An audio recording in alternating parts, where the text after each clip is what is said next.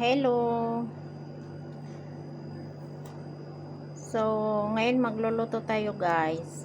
Ito yung content cook recipe ko ngayon. So, luluto tayo ng chicken burger with cream and with potato guys. So, yan yung mga sangkap. Black pepper, cheese, cream. So, ngayon may cream na kami guys. So, yung una kasi nagawa ko wala kaming cream. Kaya, ngayon may cream na kami. Kaya, yan. Yan yung dalawa na pagpipilian kung ano yung gagamitin na cream guys. So, yan yung ginagamit ko na burger. Tapos, yan yung mozzarella cheese. So, ito naman linagay ko sa Pyrex, tapos hinaluan ko ng fried chicken kasi wala kami chicken burger, dalawang lang piraso. So okay lang yung guys. So ngayon start na guys. So linagay ko na yung potato doon sa yun sa chicken burger, tapos nagawa ko na yung cream at saka yung cheese. Tapos linagay ko siya ng black pepper na konti guys. Tingnan.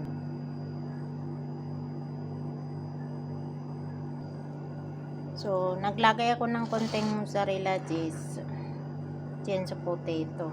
So ibubuhos na lang natin to. Ganito dahan-dahan.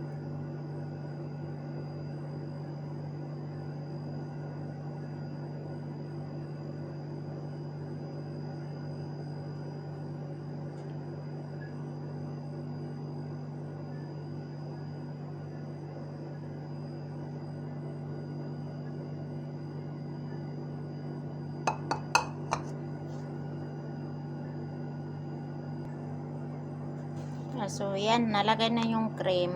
Kung mapapansin niyo, pati sa baba, may mga nag-ano na yung cream sa baba. So, maglalagay din ako ng mozzarella cheese sa taas. So, ganyan lang siya, guys. Nalagay ko na yung mozzarella, tapos tatakipan ko mamaya mga 1 hour bago sila kumain. Tapos ilalagay sa microwave, sa oven, para ipainit sa baba saka sa taas para mag-brown siya. So, update ko lang kayo mamaya guys pag maluto na. So, kung gusto niyo gawin guys, madali siyang gawin at saka masarap. So, yun na lang guys. Thanks on. Di bali, i-upload ko pa rin mamaya pag maluto na, kasi hindi ko pa lulutuin ngayon kasi mamaya pa sila kakain, maaga pa eh. So, thanks guys. Magluto kayo guys ng ganito. Promise, masarap siya.